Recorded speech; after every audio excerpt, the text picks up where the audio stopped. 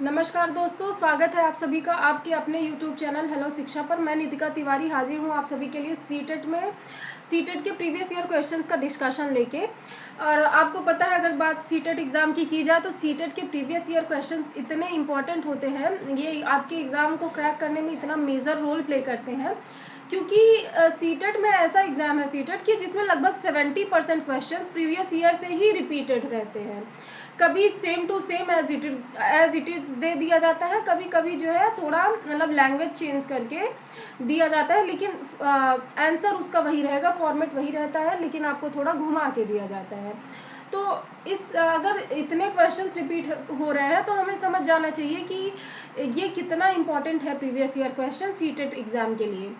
ये बात तो चलिए ठीक है, मान ली जाए कि हाँ इम्पॉर्टेंट है, लेकिन सिर्फ सीटेट की ही बात क्यों, अगर किसी भी एग्ज़ाम को टैकल करना है तो उसके प्रीवियस ईयर क्वेश्चंस का डिटेल्ड एनालिसिस करना बहुत ज़रूरी होता है, जिससे हम वहाँ के कोर कॉन्सेप्ट्स को समझ सकें जहाँ से लगभग हर साल क्वेश्चंस पूछे जाते हैं। और सीटेट में भी कुछ ऐसा ही डिफाइंड है कि जहाँ से हर साल क्वेश्चन बनने ही है और मेन वही इंपॉर्टेंट टॉपिक्स हैं, हर साल वहीं से क्वेश्चंस बनते हैं। अगर आप वो उतने टॉपिक्स पढ़ लेंगे, लगभग 10-11 टॉपिक है, तो समझिए आपका 135 मार्क्स एकदम कंफर्म है। आपको पता है 150 नंबर का पेपर होना है, 130-135 की मैं आपको गारंटी देती हूँ कि अगर आप मतलब अंडरस्टैंडिंग के बेस पे, रोट लर्निंग नहीं, रट्टाफिकेशन नहीं, अगर आप अंडरस्टैंडिंग डेवलप कर ले रहे हैं उतने टॉपिक्स की अपने अंदर, तो आपका मैं गारंटी ले रही हूँ कि 135 मार्क्स कोई रोक नहीं सकता।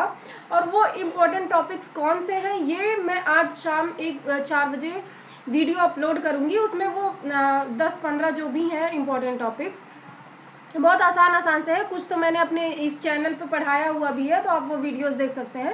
तो उन टॉपिक्स को मैं डिस्कस कर लूँगी, और उन्हीं टॉपिक्स से लगभग सभी वो ऐसे टॉपिक्स हैं जिनसे ईवीएस हो या सीडीपी हो, चाहे लैंग्वेज का पेपर हो, चाहे मैथमेटिक्स हो, सब में क्वेश्चन बनने ही हैं। और पेडागोजी तो कॉमन है ही, हर पांचों पेपर में 30-30 15-15 नंबर की पेडागोजी, तो 75 नंबर की पेडागोजी ही हो गई।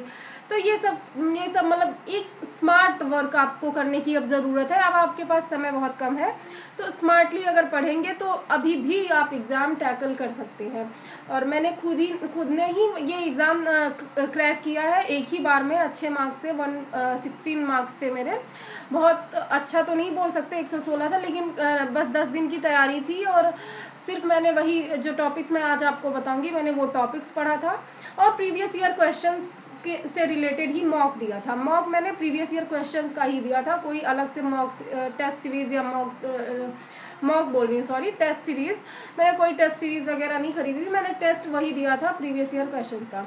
तो इससे मेरा इतना आ गया, तो आप लोग अगर मेहनत करेंगे और आप अगर पहले से भी थोड़ा कुछ पढ़ रहे होंगे तो आप और बेहतर परफॉर्म कर सकते हैं, ये मेरी पूरी गारंटी है। मैं मतलब जो टॉपिक्स मैं आपको बताऊंगी, मैं वो टॉपिक्स भी पूरा नहीं पढ़ पाई थी, क्योंकि समय मेरे पास बहुत कम बचा था।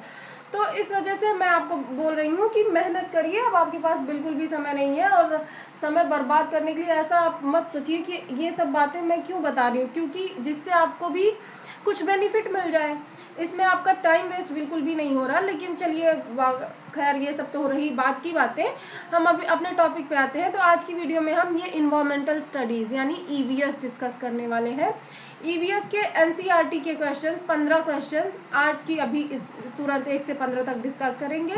फिर जो 16 से 30 तक क्वेश्चन रहेगा वो इसका पार्ट 2 आएगा, पार्ट 2 में डिस्कस करेंगे, वरना वीडियो बहुत लंबा हो जाता है।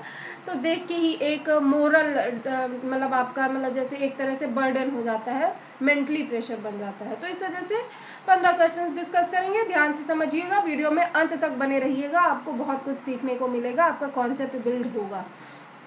चलिए देरी ना करते हुए क्वेश्चन पे चलते हैं। क्वेश्चन नंबर 1 दिया गया है, 61 दिया गया है। राधा, आपको पता है ये 61 क्यों लिखा गया, क्योंकि ये मैंने डायरेक्टली सीटेट की ऑफिशियल वेबसाइट से पेपर डाउनलोड किया है, और वहाँ पे क्या रहता है 1 से 30 तक सीडीपी दिया होता है, फिर 30 से 60 तक मैथमेटिक्स दिया होता है, फिर 60 से 90 तक जो क्या होता है ईवीएस होता है। तो ईवीएस 60 से 90 तक है, जिस वजह से यहाँ पे ईवीएस 61 नंबर लिखा गया है। तो 61 क्या है, Radha teacher observe that Radha is finding difficulty in reading black board, doctor suggest the Radha need to increase the food rich in which of the following nutrients. तो कौन सा न्यूट्रिएंट उसके फूड में होना चाहिए, क्योंकि उसको ब्लैक बोर्ड देखने में कठिनाई हो रही है।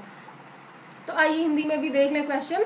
राधा के शिक्षक यह अवलोकन करते हैं कि राधा को श्यामपट्ट पढ़ने में कठिनाई हो रही है।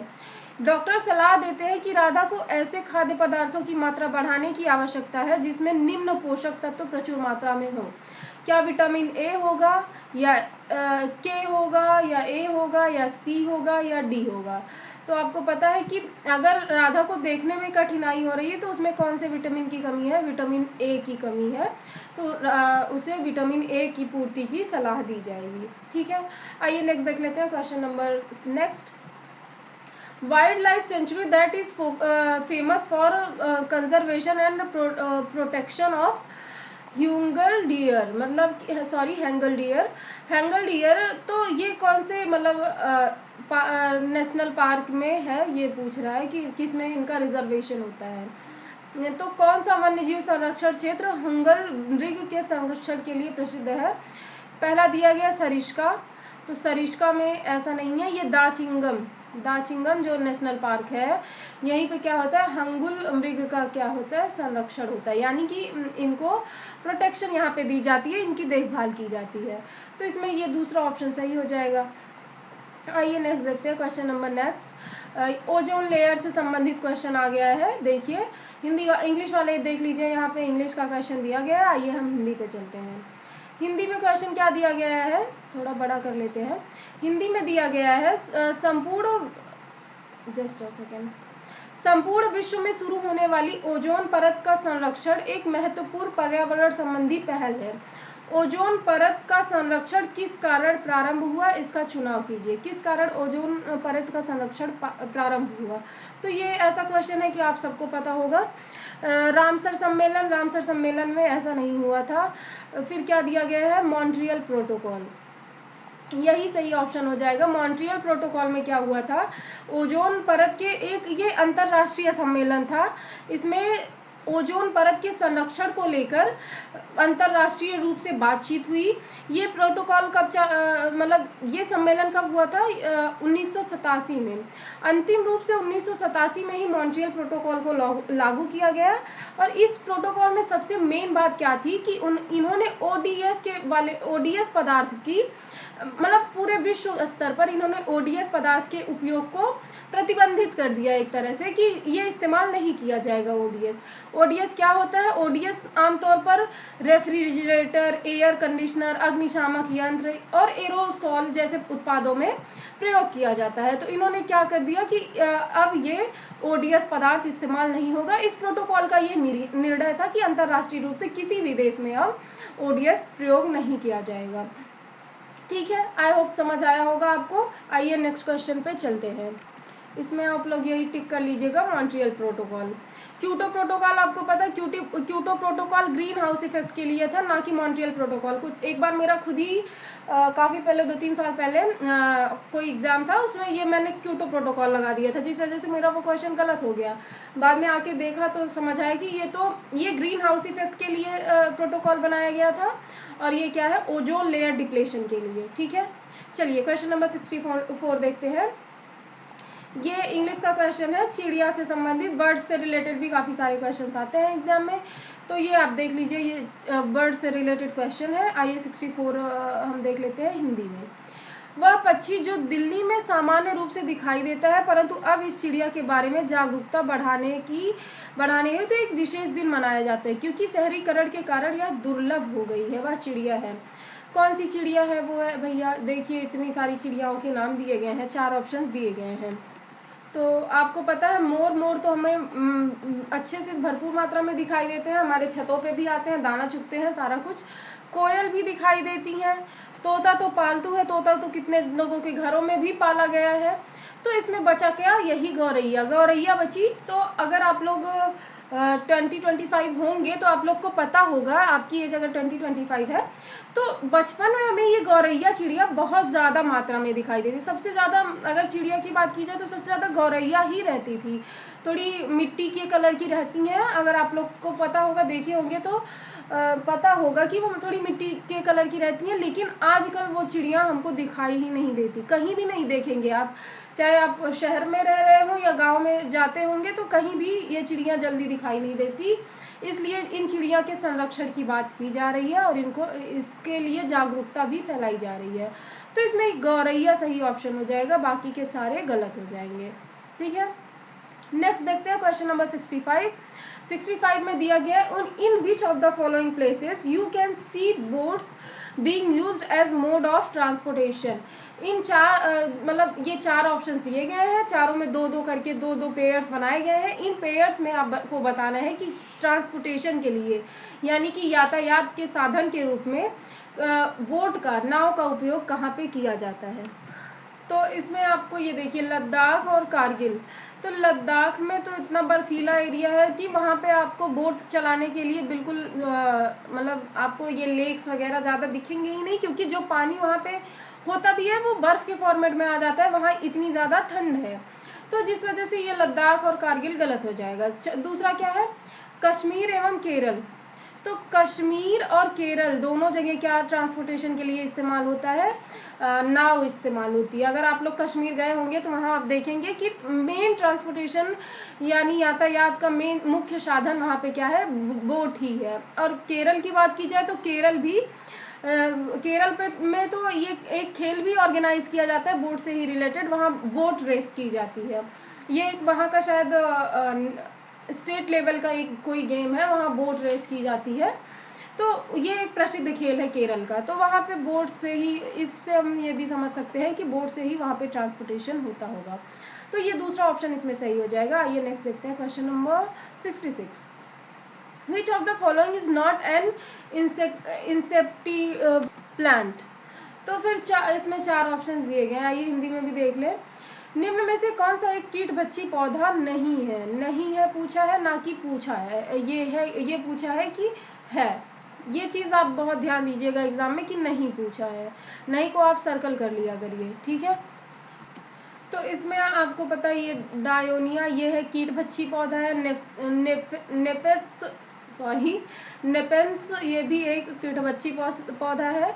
और संड्यू ये भी एक कीट भक्षी पौधा है। ये मतलब बच्चों को अपनी आवाज़ कीट भक्षी पौधा, ये मेढकों और कीट भक्षी मतलब कीटों को अपनी ओर अपनी आवाज़ के थ्रू आकर्षित करते हैं, अपनी सुगंध के थ्रू आकर्षित करते हैं।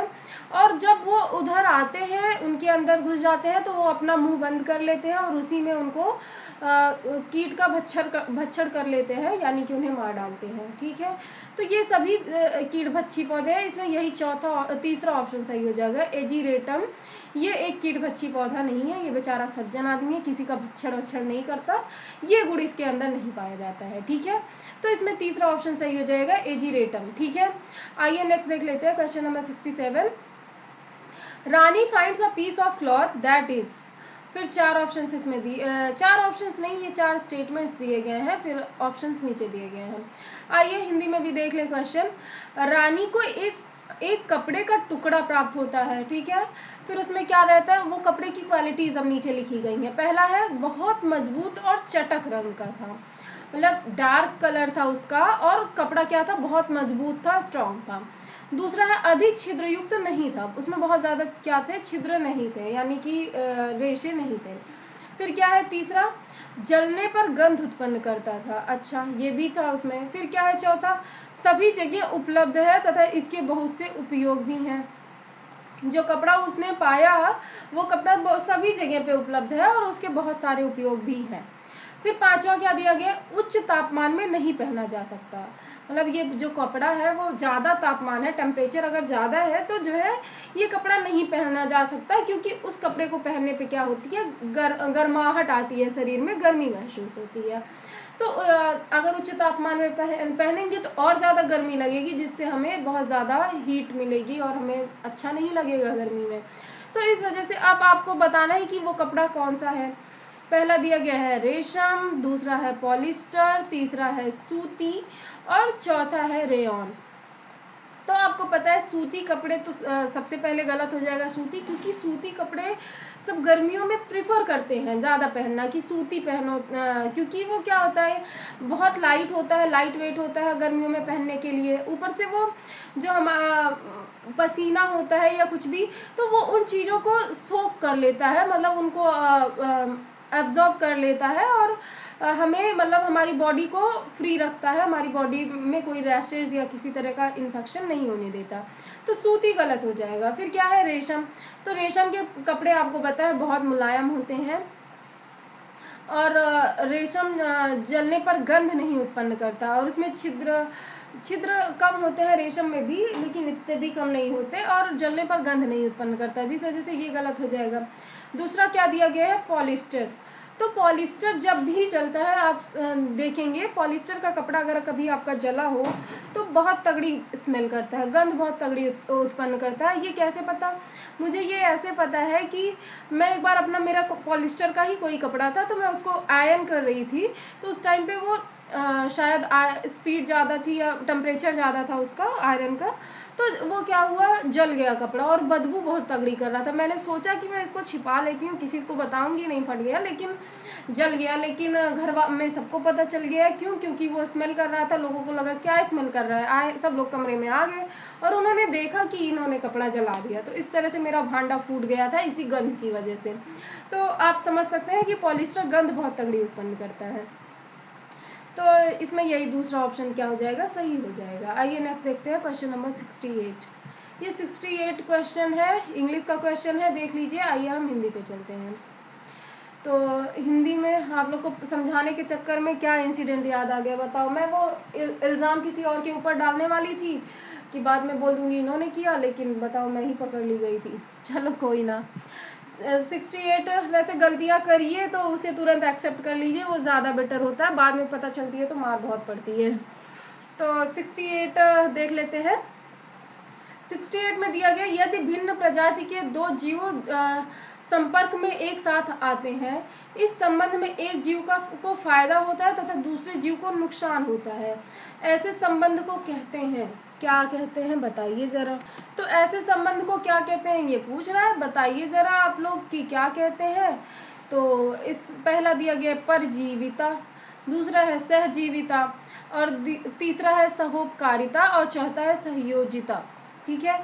तो सहोपकारिता अगर उपकारिता होती तो वो खुद हेल्प करता, ना कि उसका नुकसान होता। और कोई ऐसा आज की डेट में भी कोई नहीं होगा जिनका अगर आपका कोई काम करने में उनका कुछ नुकसान हो रहा है तो वो बिल्कुल नहीं करेंगे वो काम। अगर नुकसान क्या कुछ उनका ना नुकसान हो रहा है ना फ़ायदा हो रहा है, लेकिन आपका फ़ायदा हो रहा है, लोग तब भी काम करने को रेडी नहीं होते। ऐसा सेल्फिश इन्वायरमेंट इस टाइम हमारे सराउंडिंग में है, जिसे हमें चेंज करना चाहिए। अगर एक एक पर्सन अपने अंदर थोड़ी थोड़ी चेंजेस लाएगा तो सोसाइटी अपने आप चेंज हो जाएगी।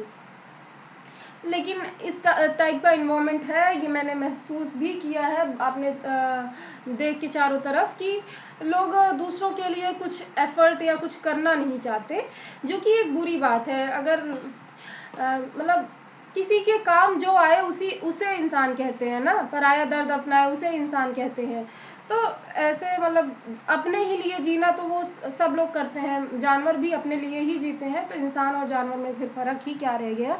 हमें दूसरों के लिए भी कुछ कुछ चीज़ें करती रहनी चाहिए, इससे उन्हें भी अच्छा लगता है, खुश होते हैं और उन्हें खुश देख के हमें भी खुशी महसूस होगी। किसी को आप खुश करिए तो देखिए आपका मन भी बहुत खुश रहेगा हमेशा, मतलब दिन भर आप एकदम पॉजिटिव फील करेंगे अगर सुबह कोई एक अच्छा काम कर दिए तो। खैर हम लोग टॉपिक से हट बहुत जाते हैं, बातें ज़्यादा होती हैं, पढ़ाई कम ही हो रही है। वैसे चलिए ठीक है, ये भी ज़रूरी बात थी, आप लोग हो सके तो इम्प्लीमेंट करिएगा। रोज़ किसी ना किसी एक पर्सन की हेल्प या कुछ ना कुछ ऐसा अच्छा किसी को खुश ज़रूर कर दिया करिए। ना किसी को करिए तो अपनी मम्मी पापा में ही किसी को खुश कर दिया करिए, थोड़ी बहुत हेल्प करा लेंगे वो लोग तो उसमें भी खुश हो जाते हैं। ठीक है, ठीक है, आइए ऑप्शंस देखते हैं। अगर देखिए क्या है, दो जीव संपर्क में आते हैं, इस संबंध में एक जीव का फायदा होता है, दूसरे जीव का नुकसान होता है। तो अगर दोनों जीव का फायदा होता तो हम कह सकते हैं कि सहजीविता है, दोनों का फायदा हो रहा है इसलिए दोनों साथ साथ रह रहे हैं। तो इस वजह से सहजीविता तो बिल्कुल नहीं होगा, और सहोपकारिता नहीं होगा, ये मैंने पहले ही गलत करा दिया है। एक जीव दूसरे जीव पर निर्भर है, इसका मतलब क्या है, वो परजीवी। जो पहला जीव है वो क्या है, दूसरे जीव पे निर्भर है, तो वो क्या है, दूसरे मतलब पर यानी किसी और पर क्या है, निर्भर है और उसी पे जी रहा है, तो वो परजीवी होगा। ठीक है, ठीक है, बाकी सारे ऑप्शंस गलत हो जाएंगे, परजीवी सही होगा। तो 69 देख लेते हैं question number, which of the following is not a green house gas. निम्नलिखित में से कौन सी एक ग्रीन हाउस गैस नहीं है, वो बताना है। आइए हिंदी में भी देख लें, हिंदी वाले देख लीजिए क्वेश्चन, हम ऑप्शंस पे चलते हैं। तो इसमें है मेथेन, तो मेथेन आपको पता है एक ग्रीन हाउस गैस है। फिर है कार्बन डाइऑक्साइड, तो CO2 भी एक ग्रीन हाउस गैस है। सल्फर डाइऑक्साइड, तो ये सल्फर डाइऑक्साइड एक ग्रीन गैस नहीं है। SO2 आपको सबको पता होगा कि SO2 ग्रीन गैस नहीं है, सल्फर डाइऑक्साइड। और कार्बन मोनोऑक्साइड एक ग्रीन हाउस गैस है। जिसमें कार्बन है वो हमेशा ग्रीन हाउस गैस होगी। अब मेथेन में भी कार्बन है, मेथेन का फॉर्मूला क्या होता है, CH, लिखता बहुत धीरे है ये, CH4। ठीक है, तो ये मेथेन का फॉर्मूला होता है CH4। तो सी क्या डिनोट करता है, C मतलब कार्बन। तो कार्बन इसमें भी है, इसमें भी है, इसमें भी है, तो मतलब कार्बन मोनोऑक्साइड। तो CO मतलब कार्बन मोनोऑक्साइड, तो कार्बन इसमें भी है। कार्बन डाइऑक्साइड यानी CO2, तो कार्बन इसमें भी है। कार्बन किसमें नहीं है, सल्फर डाइऑक्साइड, क्योंकि उसका क्या फॉर्मूला है, SO2। तो सल्फर डाइऑक्साइड में कार्बन नहीं है, इस वजह से क्या है, ये ग्रीन हाउस गैस नहीं है। आइए नेक्स्ट चलते हैं, क्वेश्चन नंबर 70 में क्या है, विच of the following plants is use for making containers and in making houses. मतलब कौन सा जो है प्लांट, उसका हम इस्तेमाल करते हैं घर बनाने में और डिब्बे उपयोग डिब्बे बनाने में, मकान बनाने में करते हैं। तो गन्ना आपको पता है, गन्ना तो हम लोग उसका, गन्ने का रस हम लोग चूस लेते हैं, और गन्ना यूज़ नहीं किया जा सकता घर या मकान बनाने। कुछ लोग उसके जो ओखली होती है, मतलब ऊपर का जो होता है, क्या बोलते हैं उसको, तो ऊपर की जो पत्तियां होती हैं उनसे कुछ लोग अपनी छप्परें बनाते हैं, तो वो हो सकता है इस्तेमाल। लेकिन बेसिकली यहाँ मकान बनाने की बात कर रहे हैं, ना कि छप्पर। तो मकान किससे बनाया जा सकता है, बांस से पता है आपको कि लोग अपने मकान बनाते हैं। मक्का तो इतना बेसिक भी वो है, मतलब बहुत झाड़ी टाइप का होता है, तो इस वजह से उसके भी छप्पर वगैरह बनाया जा सकता है, ना कि मकान। घास से तो कुछ ही नहीं हो सकता, तो इसमें बांस सही ऑप्शन हो जाएगा, बाकी सारे ऑप्शंस गलत हैं। क्वेश्चन नंबर 71 देख लेते हैं, which of the following food habit will help to reduce carbon footprint. फिर 4 ऑप्शंस दिए गए हैं, हिंदी में भी देख लेते हैं क्वेश्चन। तो हिंदी में दिया गया, निम्न में से कौन सा भोजन संबंधी आदत कार्बन पदचिह्न को कम करने में मदद करेगा। कार्बन से आपको पता है क्या होता है, ग्रीन हाउस इफेक्ट, अब अभी पिछले ही क्वेश्चन में था, तो वही प्रॉब्लम होती है। तो इस वजह से कार्बन के प्रयोग को भी वर्जित किया जा रहा है कि कम से कम कार्बन उत्पादित किया जाए। फिर क्या है, मांस एवं मछली खाना, ये गलत है। फिर क्या है, संरक्षित खाद्य पदार्थ जैसे डिब्बा बंद बीन्स का सेवन करना, ये भी गलत है। तीसरा है दूध व दूध से बने पदार्थ का सेवन, ये भी गलत है।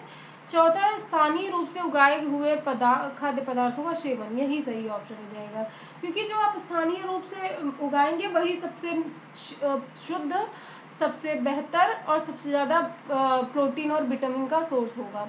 तो इसमें चौथा ऑप्शन सही हो जाएगा। आइए क्वेश्चन नंबर 72 देख ले, tropic of cancer passes through which of the following Indian states.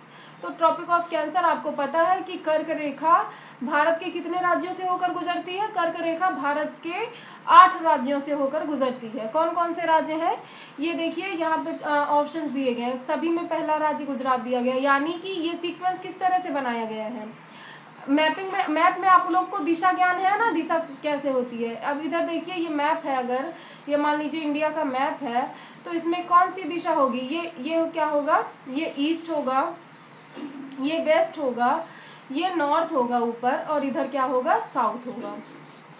Cursor नहीं चल रहा है यार, हाँ ठीक है। तो इधर ईस्ट होगा, इधर वेस्ट होगा, इधर नॉर्थ होगा, इधर साउथ होगा। आई होप कि आप लोग को ये चीज़ पता होगी। फिर ठीक है, मैप में अगर आपको दिशा ज्ञान है तो आप बता सकते हैं कि ये किस दिशा से, गुजरात किस दिशा में है इंडिया के मैप में। तो आपको पता है कि गुजरात एकदम, एक मिनट, जस्ट अ मिनट, कुछ प्रॉब्लम है, हैंग हो रही है कर्सर से। अभी ठीक है, अभी हम डिस्कस करते हैं गुजरात किस दिशा में है भारत के। तो गुजरात वेस्ट में है, ईस्ट यानी पश्चिम में है। ईस्ट में हमारा सबसे ईस्ट में अरुणाचल प्रदेश है। उसके वेस्ट में, सबसे वेस्ट में अगर पूछा जाए तो क्या है, गुजरात है। तो गुजरात सबसे उत्तरी राज्य है हमारा। तो सॉरी क्या बोल रही हूँ मैं, भी उत्तरी बोल रही हूँ, पश्चिमी राज्य है। सबसे ज़्यादा गुजरात क्या है, पश्चिमी राज्य है।